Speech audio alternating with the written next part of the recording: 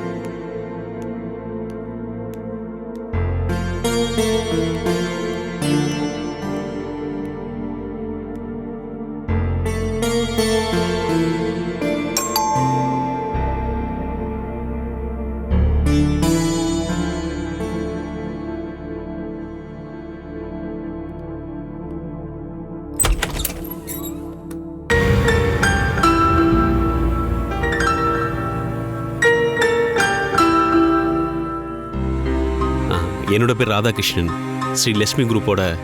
உங்களை பத்தின அறிமுகம் எனக்கு தேவையில்ல, எனக்கு தெரியும். டெக்ஸ்டைல்லயும் நகை கடையிலயும் உங்களை நிறைய வாட்டி பார்த்திருக்கேன். நீங்க தான் அதை மறந்துட்டீங்க.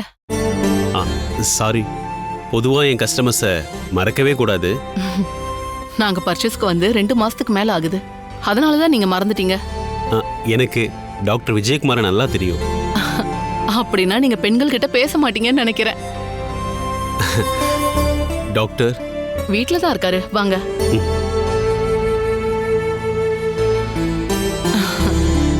நான் இங்க ஐயா செகண்டரி ஸ்கூல்ல டீச்சரா இருக்கேன்.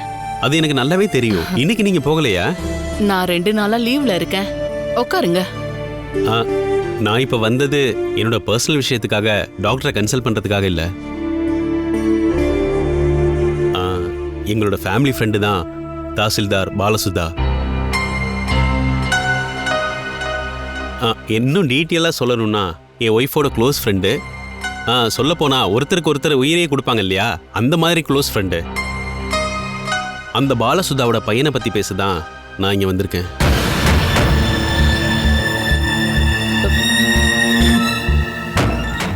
டாக்டர் வர சொல்றேன்.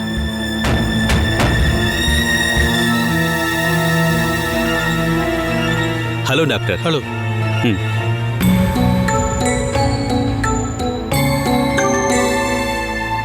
பாலசுதாவோட பாஸ்ட நான் இப்போதான் கொஞ்ச நாளைக்கு முன்னாடி தெரிஞ்சுக்கிட்டேன். புருஷன் இறந்ததுக்கு அப்புறமா அவங்க அந்த 2 குழந்தைகளையும் கஷ்டப்பட்டு படிக்க வச்சு ஏகப்பட்ட மன உளைச்சலுக்கு ஆளாயிருப்பாங்க. ஐ ரெஸ்பெக்ட் தம். அதுக்காக அவங்க பையன் பண்ண தப்ப நான் சரின்னு சொல்ல மாட்டேன். இந்த நேரத்தில் வினுவோட பேர்ல போலீஸ் கேஸ் வந்துச்சுன்னா, அதுவும் ஒரே காலேஜில் படிக்கிற பொண்ணை டார்ச்சர் பண்ணான்னு கேஸ் வந்துச்சுன்னா கண்டிப்பா சஸ்பெண்ட் பண்ணிடுவாங்க. அவனால எக்ஸாம் கூட எழுத முடியாது. ப்ளீஸ் அவன் வாழ்க்கையை ஸ்பாயில் பண்ணிடாதீங்க. அப்புறம் நான் என்னதான் பண்றது ராதாகிருஷ்ணன்? அவனுக்கு பயந்துகிட்டு என் பொண்ணை வீட்டிலே பூட்டி வைக்கணுமா என்ன? அவன் ஃபியூச்சருக்காக என் பொண்ணு சஃபர் ஆகணுமா? இந்த ஒரு தடவை மட்டும் அவனை மன்னிச்சு விட்டுருங்க டாக்டர். நீங்க கொடுத்த கம்ப்ளைண்ட்டை வாபஸ் வாங்கினதான் அவனால வெளியில வர முடியும். எங்க பொண்ணை இத்தனை வருஷத்துல நாங்க 2 பேரும் அவளை கை நீட்டி ஒரு அடி கூட அடிச்சது கிடையாது. எங்க 2 பேருக்கு இல்லாத உரிமை அவன் மேல அவனுக்கு எப்படி வந்தது? என் பொண்ணை அடிச்சது என்னால மன்னிக்கவே முடியாது. இந்த விஷயத்துல வினுவை மட்டும் குற்றம் சொல்ல முடியுமா என்ன? சீதாவும் அவனும் லவ் பண்ணிட்டு இருந்தது உங்களுக்கு தான் தெரியுமே. இந்த வயசுல டைம் பாஸுக்கோ இல்ல சீரியஸா லவ் பண்ணவோ வாய்ப்பு இருக்கு. அத வேண்டான்னு சொல்ற பேரண்ட்ஸ் நாங்க கிடையாது. வினு மாதிரி ஒரு பையனை எங்க பொண்ணு காதலிச்சதுக்காக நாங்க இது வரைக்கும் அவளை குத்தம் சொன்னதே கிடையாது. இந்த விஷயத்துல சீதாவும் தப்பு பண்ணிருக்காதான். அவளை நாங்க திருத்திடுவோம். நீங்க பெத்த பொண்ணா நீங்க மன்னிக்கிறீங்க. அவளை லவ் பண்ணவன் தெரியாம செஞ்ச தப்புக்காக குற்றவாளியா பாக்குறீங்க. அது எப்படி சரியாகும்? ராதாகிருஷ்ணன், பைத்தியக்காரங்களுக்கு ட்ரீட்மெண்ட் பண்ற எனக்கு அவனோட நடவடிக்கையை பார்க்கும் போதே தெரிஞ்சு போச்சு அவன் ஒரு சைக்கோன்னு. அவனுக்கு மன்னிப்பு கொடுத்து வெளியே கொண்டு வந்துட்டா என் பொண்ணோட உயிருக்கு தான் ஆபத்து. அவனால இனி ஒரு பிரச்சனையும் வராது. இது நீங்க அவனுக்காக கொடுக்குற வாக்கு. இதை விட அவங்க உறுதியான வாக்கு எனக்கு கொடுத்தாங்க. அப்படி இருந்தும் என் வீட்டுக்குள்ள வந்து என் பொண்ணை கொன்னுருவேன்னு சொல்லி மிரட்டிட்டு போயிருக்கான். வினுவை மன்னிச்சு விட என்னால முடியாது.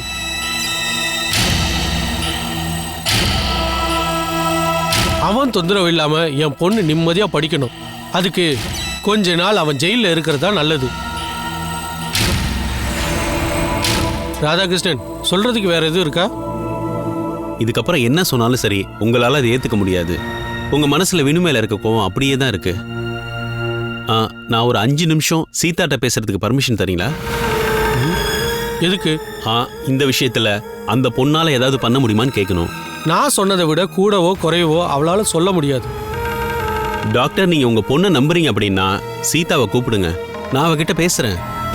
அந்த பொண்ணும் நீங்க சொன்ன மாதிரியே சொல்லுச்சுன்னா வினுவுக்கு தண்டனை கொடுக்கட்டும், நான் அதை ஏத்துக்கிறேன்.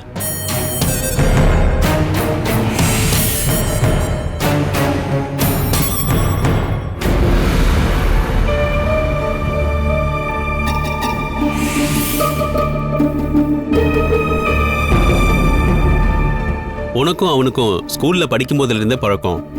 அவனை பத்தி உனக்கு எல்லாமே தெரியும் தான் எனக்கும் தோணுது. அவன் ஒரு பொண்ணை லவ் பண்ணியிருக்கான் அப்படின்னா அந்த பொண்ணு அவனை மட்டுமே லவ் பண்ணுன்ற எண்ணம் அவனுக்குள்ள இருந்திருக்கு. வினு கிட்ட இருக்க நல்ல மனசால இந்த பிரச்சனை வந்திருக்க வாய்ப்பு இருக்கு.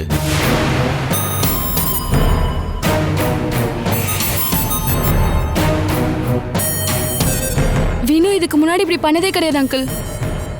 ஒவ்வொரு வருஷம் ஆகும்போதும் அவன் என்னை முன்ன விட அதிகமாக தான் லவ் பண்ணிட்டு இருக்கான். நான் எங்க போனாலும் சரி, எங்கேயாவது என் பக்கத்துல அவன் இருப்பான். ஃப்ரெண்ட்ஸோட டூருக்கு போனா 1/2 மணி நேரத்துக்கு ஒரு வாட்டி அவனுக்கு வீடியோ கால் பண்ணணும். பக்கத்துல யாரெல்லாம் இருக்காங்கன்னு அவனுக்கு காட்டணும். இந்த மாதிரி எல்லா விஷயத்தையும் அவன் அடம் பிடிப்பான் அங்கிள். அவனுக்கு பிடிக்காத ஒரு விஷயத்த நான் பண்ணிட்டேன் அப்படின்னா உடனே சத்தம் போட்டு சண்டைக்கு வருவான். இப்ப அவன் கை நீட்டி அடிச்சிட்டான். அவன் உன் மேல வச்சிருக்க பாசத்தால தான் அவனை அடிச்சிருக்கான். நான் அப்படி நினைச்சுதான் அங்கிள் இவ்வளவு நாளா முயற்சி பண்ணேன். ஆனா அவன் என்ன பெட்ரோல் ஊத்தி எரிச்சிருவேன்னு சொன்னப்போ அவனை பார்த்தாலே எனக்கு பயமா இருக்கு. அப்ப இருந்த கோவத்தால அப்படி சொல்லியிருப்பாம்மா. அவன் மேல எஃப்ஐஆர் போட்டாங்கன்னா அவன் படிப்பே ஸ்பாயில் ஆயிடும். இது அவன் அம்மாவுக்கு மிகப்பெரிய அதிர்ச்சியா இருக்கும். சொல்லப்போனா அதுக்கப்புறம் வினுவோட வாழ்க்கை நம்மளால பிடிக்க முடியாத அளவுக்கு கைவிட்டு போயிடும். உன்னோட அப்பாவும் அம்மாவும் அவனை பனிஷ் பண்றதுக்காக காத்திருக்காங்க.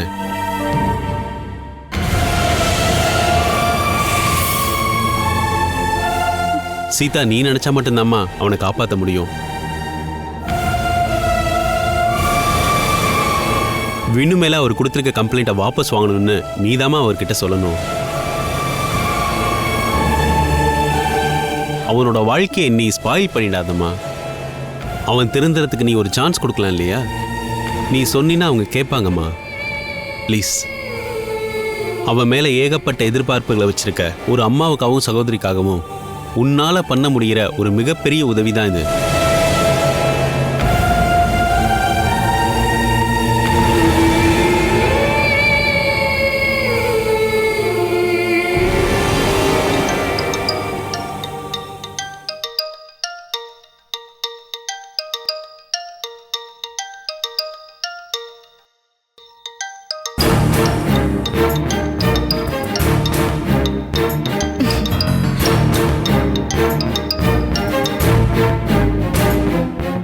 என்னடி, நீ இப்படி என்கிட்ட கோவமாலாம் பேச வேண்டாம். வீட்டுக்கு போயிட்டியான்னு கேட்குதான் கால் பண்ணேன். வந்துட்டேன். அப்புறம் பாட்டி என்ன சொல்றாங்க? ரெகுலர் அட்வைஸ் தான். வீட்ல இருந்து வெளியில போனா திருட்டு பசங்க யாராவது கடத்திடுவாங்களோங்கிற பயத்துல என் பாட்டி அந்த மாதிரி சொல்லிட்டு இருக்காங்க. அத கேட்டாலே எனக்கு கோவம் தான் வருது. உன்னோட கோவத்தை நீ முதல்ல குறை. உன்னை கேட்கறதுக்கும் அட்வைஸ் பண்றதுக்கும் ஆள் இல்லாத குறை உனக்கு இருக்கு. அப்படின்னா கேக்குறதுக்கு நீ வா. நான் என்ன பண்றது? அதுக்கேத்த ஒருத்தனை கண்டுபிடிச்சு கல்யாணம் பண்ற வழியை பாரு. ஓ, அதுக்காக உன் ஜித்து மாமா தான் வரணுமா என்ன? அதுக்காக நீ கஷ்டப்பட வேண்டாம்.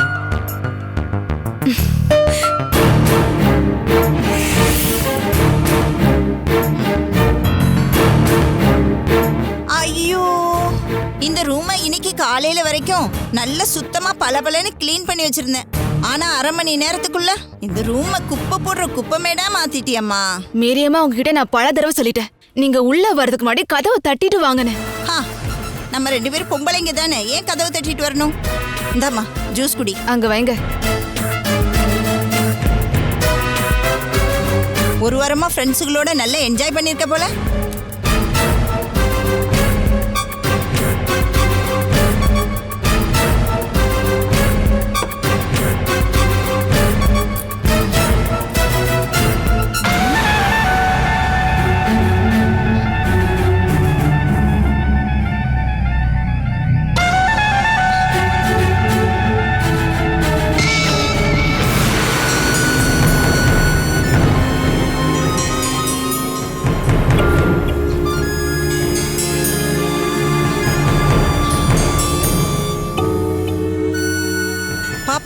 மூட் மாறி போச்சோ?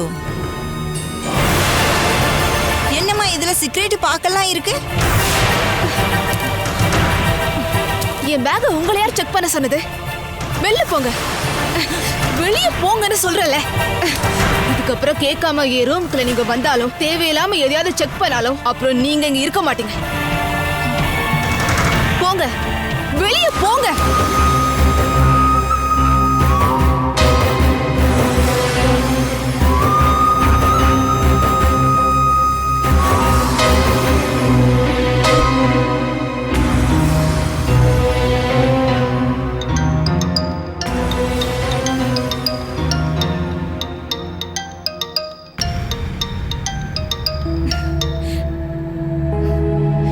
சித்து மாமா, சரி, ஏன் வந்ததும் கால் பண்ணல? நான் வந்து இப்பதான் ஃப்ரெஷ் ஆனேன். நான் இங்க இருந்து போய் 1 வாரம் ஆச்சு. இதுக்கடையில நீங்க என்ன ஒரு தடையாவது நினைச்சு பார்த்திருப்பீங்களா? ஒரு கால் கூட பண்ணல. என்னாச்சு, பேச்சே வரல? நான் கால் பண்ணும்போதுலாம் நீ அவுட் ஆஃப் கவரேஜ் இல்ல சுவிட்ச் ஆஃப்னு வருது.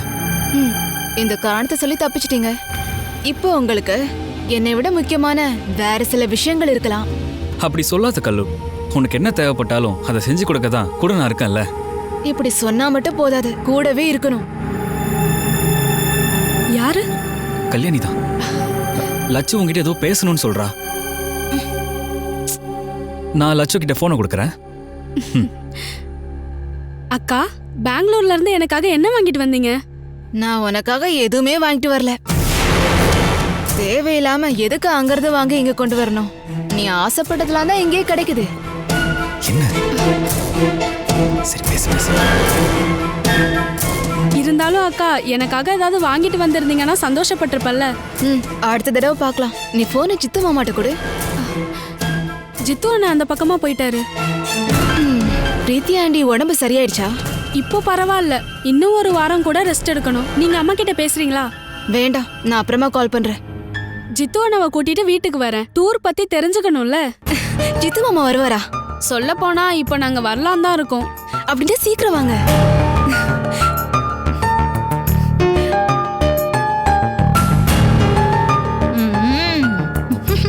நீங்க இன்னும் கிளம்பலையா? ஜித்து தான் உனக்கு கால் பண்ணிருக்காரா?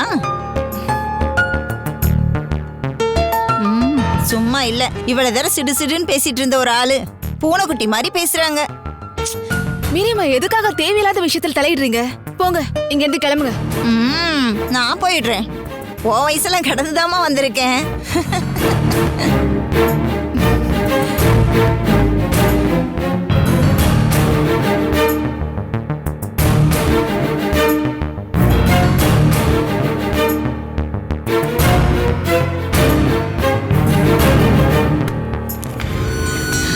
மேடம், கொஞ்ச நேரத்துக்கு கல்யாணிய பார்க்க நீங்க போகாதீங்க. கொஞ்சம் ஃப்ரீயா இருங்க. அவளோட எதிர்காலத்தை நினைச்சதான் எனக்கு பயமா இருக்கு. அவ பழக்க வழக்கத்தெல்லாம் மாத்த முடியும்னு எனக்கு தோணவே இல்லை. அவ சுபாவத்தை மாத்த ஒரு வழிதான் இருக்கு. ஜித்துவுக்கும் கல்யாணிக்கும் கல்யாணத்தை பண்ணி வைக்கணும்.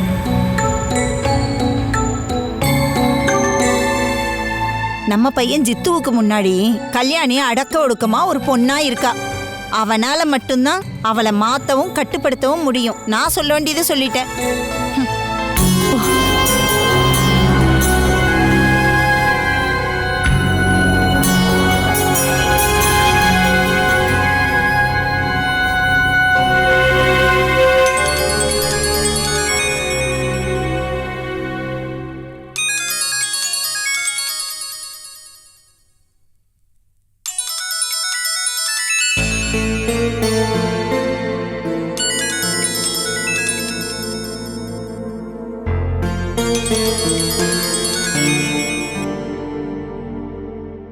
ஹலோ சோபனா, நான் பாலா பேசுறேன். தெரியுது. பையனை கண்டிச்சு வைங்கன்னு நாங்க உங்ககிட்ட அங்க வந்து சொன்னோம் இல்லையா? ஒரு அம்மாவால ஒரு பையனை கட்டுப்படுத்துறதுக்கு ஏகப்பட்ட தடங்கள் இருக்கு சோபனா. எந்த ஒரு ஆளா இருந்தாலும் சரி, தான் பையங்கிற எண்ணத்தோட விட்டு கொடுக்கறதுக்கு தயாரா இருப்பாங்க. தன் நிரந்தரமா கட்டுப்படுத்துறதுக்கான தகுதி அம்மாக்கு இல்லைன்னு அவனுக்கு தெரிஞ்சதுனாலதான் அவனை கேள்வி கேட்க அப்பா வரமாட்டாருங்கிற எண்ணத்தினாலதான் அந்த நினைப்புல தான் அவன் சுத்திக்கிட்டு இருக்கான். நீங்க இப்ப சொன்னதே எனக்கு புரிஞ்சு போச்சு. பையனோட திமிர உங்களால அடக்க முடியாதுன்னு சொல்ல வரீங்களா? வேண்டாம், இங்க போலீஸும் கோர்ட்டும் இருக்கு இல்லையா? அவனை அவங்க பாத்துப்பாங்க. அடிச்சு அவனை கண்டிக்க வேண்டிய வயசுல அவனை அடிச்சு வளர்க்காம பாசத்தை காட்டி அப்புறம் ஊர்க்காரங்களும் போலீஸ்காரங்களும் ஒண்ணு சேர்ந்து அவனை அடிக்கிறத பார்க்க ஒரு அம்மாவா இருந்து நீங்க வெக்கப்படணும். இந்த ஒரு பயத்தினாலதான் ஒரு சின்ன தப்பு பண்ணா கூட பெரிய தண்டனை கொடுத்துதான் நான் அவனை வளர்த்தேன். அதனாலதான் அவன் இந்த அளவுக்கு ஆயிட்டான் அப்படின்னு எனக்கு தோணுது. அவன் தப்பு பண்ணானா நான் எப்பவும் அடிப்பேன். அவனை பொறுத்த வரைக்கும் அது பழகி போயிடுச்சு. உங்களுக்கு பையன் இல்லாததுனால நான் சொல்றது உங்களுக்கு புரியலன்னு நினைக்கிறேன். இப்ப இருக்க பையனுங்களுக்கும் பொண்ணுக்கும் நடுவுல பெரிய வித்தியாசம்லாம் எதுவும் இல்ல. ரொம்ப கண்டிச்சுதான் நான் என் பொண்ணை வளர்த்திருக்கேன்.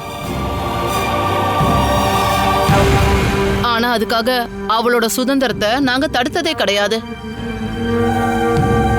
எந்த பிரச்சனை வந்தாலும் நாங்க கூட இருப்போன்ற எண்ணம் அவளுக்கு எப்பவும் இருக்கு. அம்மா நேர்மை தவறாத ஒரு அரசாங்க அதிகாரி. வீட்டுக்கு வந்தா தண்டனை கொடுப்பாங்க அப்படின்னு என் பையன் என்னை பத்தி புரிஞ்சு வச்சிருக்கான். அது ஒண்ணு எங்க தப்பு கிடையாதே. அது என்னுடைய தப்பா கூட இருக்கலாம். அப்படி எனக்கு தோணுனதுனால தானே நான் இப்ப உங்களுக்கு கால் பண்ணேன்.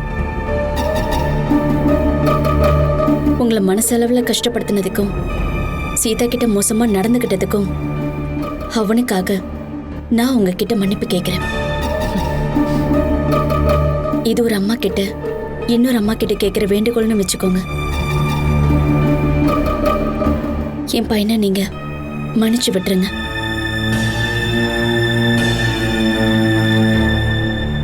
ப்ளீஸ் தயவு செஞ்சு மன்னிச்சிருங்க. இதுக்கப்புறம் அவனால உங்களுக்கு எந்த பிரச்சனையும் வராது.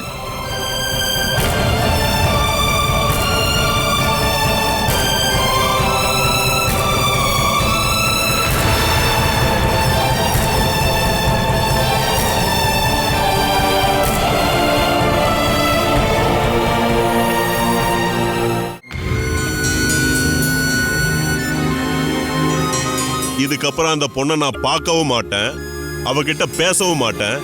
இதுக்கப்புறம் அவளை தொந்தரவு பண்ணவும் மாட்டேன். என்னால அந்த ஃபேமிலிக்கு அப்புறம் என்னால அந்த பொண்ணுக்கு ஏற்பட்ட சிரமங்களுக்கு நான் மன்னிப்பு கேட்டுக்கிறேன். சொன்னதை எழுதிட்டியா?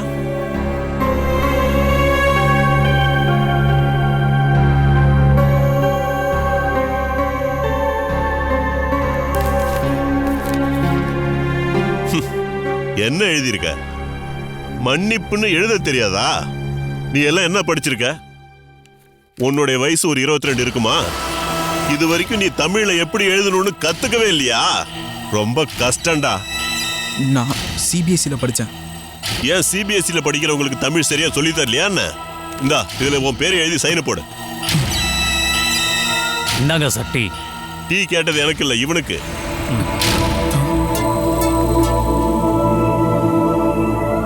இந்தா குடி. உன்னுடைய புது கார்டியன் அந்த ராதாகிருஷ்ணன் ஓடி போய் அந்த டாக்டர் காலை பிடிச்சதாலதான் நீ இப்ப தப்பிச்சிருக்க. அந்த பொண்ணுடைய அப்பா அம்மா உன்னை போனா போதுன்னு மன்னிச்சு விட்டுருக்காங்கன்னு நினைச்சுக்கோ. வேற ஏதாவது கேஸ்ல என்கிட்ட நீ மாட்டின அப்படின்னா நீ வெளியே வர முடியாது.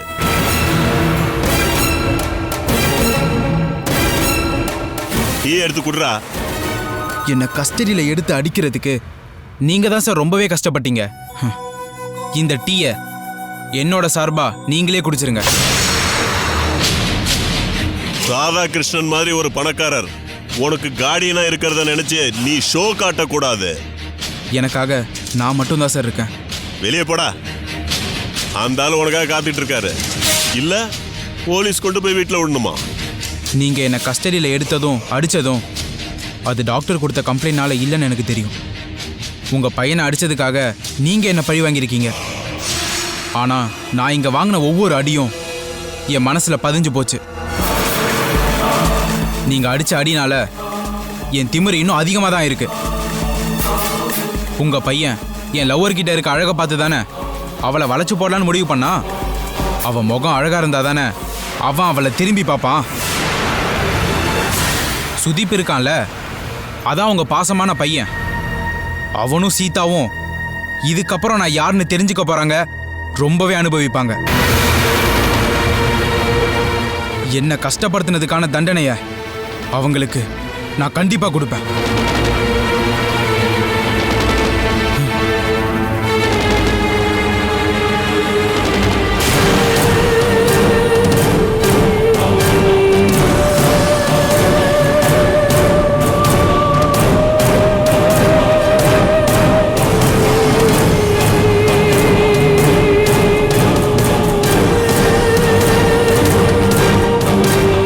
Catch us on TV, Tandivan.com, Facebook and YouTube.